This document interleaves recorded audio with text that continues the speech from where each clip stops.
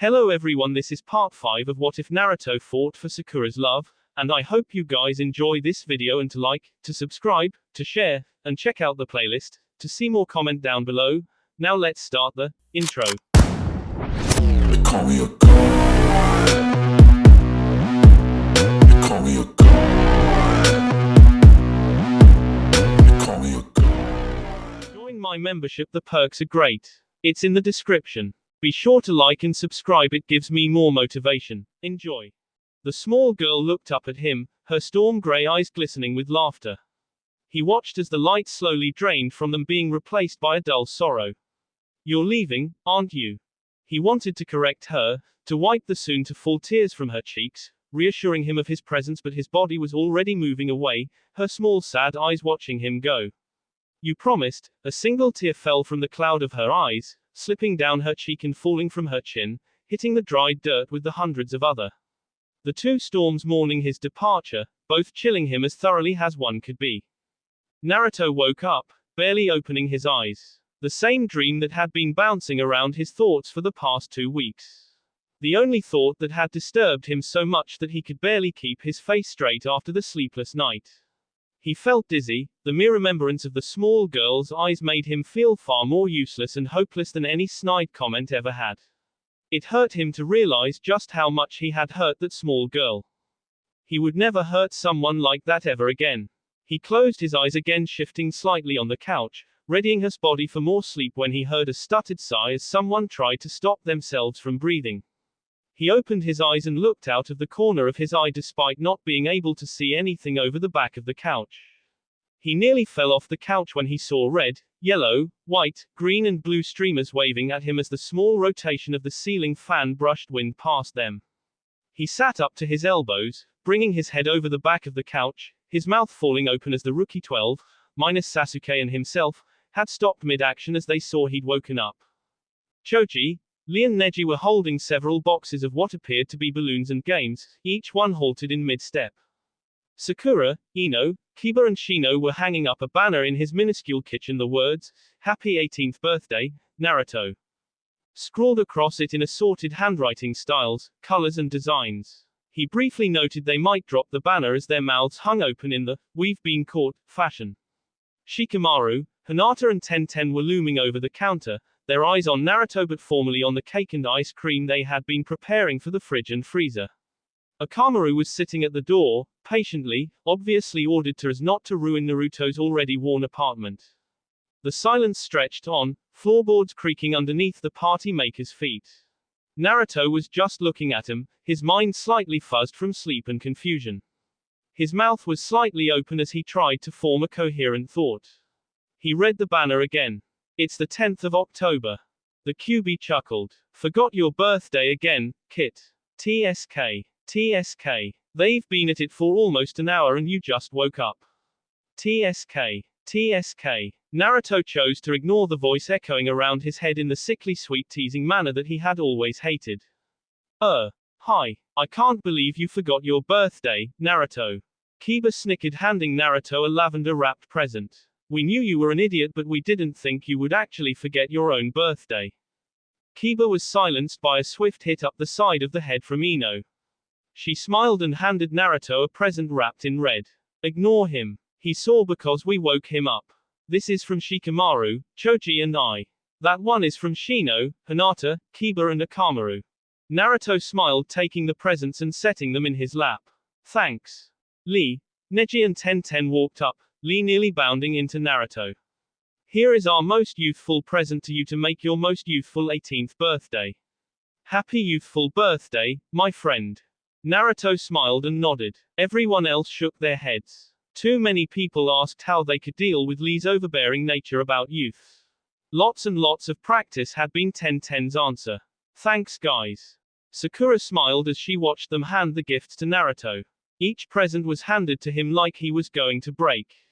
Each hug or kiss on the cheek was given as if it would hurt him. The looks they gave him were as if they would never see him again. Each moment was like the last they would spend with him. And as she watched her friends talk with him, their interaction with him, she found herself frowning. Something was wrong and she had been left out of the loop.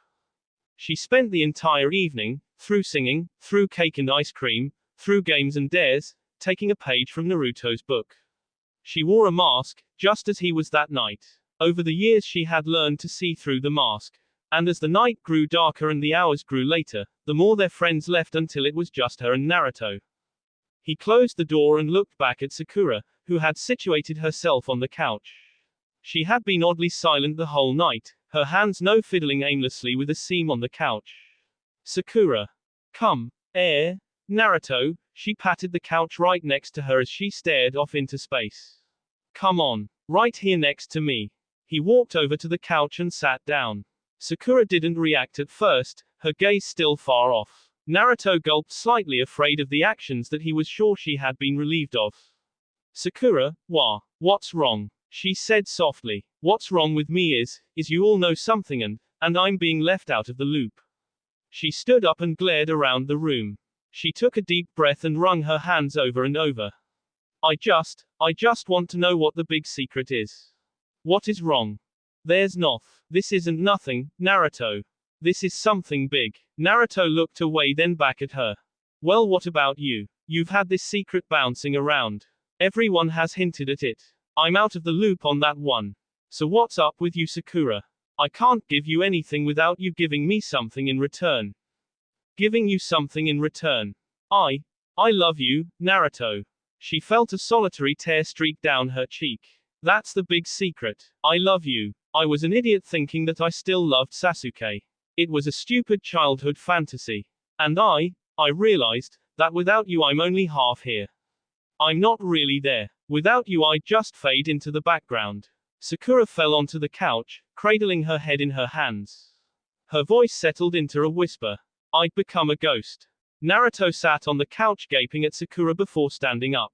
His body protested, but his mind was racing too fast to pay attention to it.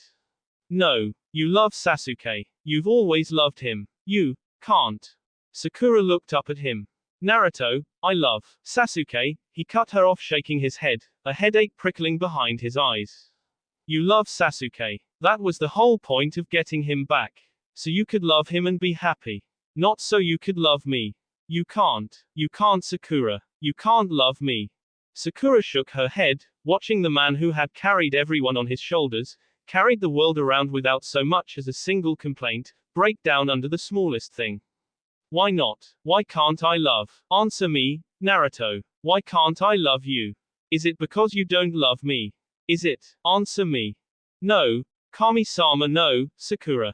I do love you, but you can't love me, because, she watched him sink to his knees, his breath coming in sharp gasps, tears streaking down his cheeks. I'm Sakura. I'm and not you, or Bar-chan, or QB, or anyone can do anything about it. You can't love someone who is going to leave you alone. You can't love me. Sakura seemed to freeze, her actions stopping as she processed the information. She wanted to laugh. She wanted to laugh so hard her sides hurt and she couldn't breathe, and tears were streaming down her face, but the look on his face, the way his eyes had lost the glimmer, brought back the memories that she had worked so hard to get past, for them to stop ruling her life. They were dancing in front of her, a parade of the truth she desperately wanted to be false. She slid to the floor, her skirt splaying out around her knees. No, Naruto, she reached out, cupping his cheeks with her hands. She brought his forehead to hers. No, don't you dare say that to me. Don't you dare say that I can't love you. Please, Kami-sama, no. Don't say that. Please, Sakura. Let go. Go back to, Naruto huffed. No, I'm staying here, Sakura snapped, bringing Naruto's head away from hers so she could look him in the eyes. Somewhere during her pleading, she had begun to sob, tears spilling down her face. Please, stop being brave. Just stop. For once let me take care of you. Please. I don't care what happens, just let me be here. Let me in on the secret. Let me carry you. Please. Let me. Two calloused hands engulfed her silk hands, holding them to Naruto's cheeks and pulling her closer. Naruto took several deep breaths. I'm sorry, Sakura. I should have told. I was just scared of leaving you. I didn't want you to know because. Sakura laughed despite their tears, de-sping from their chins onto the wooden floor. I'm not that fragile, Naruto. I'm not a porcelain doll everyone looks at but can't touch. I can handle things to an extent. Naruto chuckled softly. Excuse me for trying to keep you from some emotional stuff that I thought you couldn't handle. You've had a rough few months, Muz. I can handle anything. I was just trying to help. Fine, but you are Mr. I can handle anything, she smiled slightly. Which I guess proves that neither of us can handle anything anymore. They both burst out laughing, their hands falling to their sides in pain. Time seemed to slow again for them as green trees met the wide blue sky. Sakura leaned forward, pressing her lips to Naruto's, his hand coming up to cup her cheek again, her hand lying over the top of it. Naruto broke away in hacking coughs as air filled his lungs again. Sakura rubbed her hand over his back. I'm not leaving you. I'll be with you till the end, she whispered. She helped back up onto the couch, his head in her lap as she stroked his furry yellow hair. Let's go somewhere, Naruto. Just for a few months. Just the two of us. It would do you some good, you know. Naruto cracked his eyes open. Is that your professional opinion, Dr. Sakura Haruno? Of course, she smiled, kissing his forehead. So, I'm allowed to love you, right? He nodded, a tear slipping down his cheek. And you love me, right? Another nod, a tear slipping down her cheek. Then let's go. Live our lives now. What do you say? She closed her eyes, feeling tears streak down her cheek and ds off her chin. I like the sound of that, Sakura-chan. Dear Tsunade, how are you? How are the Rookie 9 and Guys team? Is Kakashi less perverted now that Shizune is pregnant? Naruto made me add that. We miss you all, but I can't help but say that I don't feel like returning for some time. Traveling without having to work is great. No danger apart from the stray bandit. Number 30-hour shifts in the hospital. No paperwork. I know you don't like it, but you should listen to Shizune, especially now that she is due with a baby in a couple of months. I can't believe Kakashi-sensei found someone. With his perverted habits and mysterious background, we all agreed that he wouldn't find someone like Asuma-sensei found in Kurenai-sensei. But I'm happy for them. Hinata wrote us telling me that she has become your assistant. I was wondering why you chose her for a while, but then I really don't care. The sun does that to you. You can forget about everything but be nice to hear. Unlike me, she will take your drunken humor seriously. She probably asked for the job, now that I think about it. She actually wrote me saying that she was going out with Kiba. I laughed. It felt so good to laugh at how Ino and Tenten would make fun of her. I miss our girls' night out at that Dongo bar where we were almost banned because of you and Anko having a drinking contest. I haven't forgotten, by the way. I should ask Shizune to hide all your sake for a week. Ino says that it's a welcome relief that I'm not there in Konoha. I smirk at her words and write back a really obnoxious reply about how I've bought more clothes than I plan on wearing and I'll have to give them to Tenten instead. She always replies with a senseless comment, about how she won't want them anyways. I sent her a package last week. Naruto is doing well. He's still acting like himself, but I can see the subtle differences. He seems so much more fragile now. He tires faster and tends to zone out at odd times. But he's changed. He is much more aware of what the future holds for him. He knows exactly what he wants to do in the coming days, and for once we have all the time to do it. We're in Moon Country right now, visiting the royal family. It's great to see them again. Naruto is having far too much fun as the circus is in town for its annual show in honor of the king's inauguration. It's easy to forget how sick he actually is. We leave tomorrow for the land of waves. Naruto is excited to see Inari, Tsunami and Tazuna, but he really doesn't want to leave Moon Country. I understand his sentiments. Naruto wishes to spend 2 in Wave before we head home. Home. It sounds weird to me at this point because I know once we head home things are going to change. I know that Konoha won't be the same within the coming months, and I worry if I will actually be able to live there anymore. I miss Konoha with all my heart, but I know I will miss his warm smile even more. I really don't want to lose him, but he refuses time and again for any sort of treatment. He's aged so much in such a short amount of time, I almost think he is a different person, but then one of his little quirks shows up. I'm not ready to give up. It's only the end of January. I have a lot of time to find something to help him, but I still have to figure out if it's the right thing to do. I hope you and Konoha are doing well, Tsunade. I'll send a letter giving you the exact day of our return. See you then.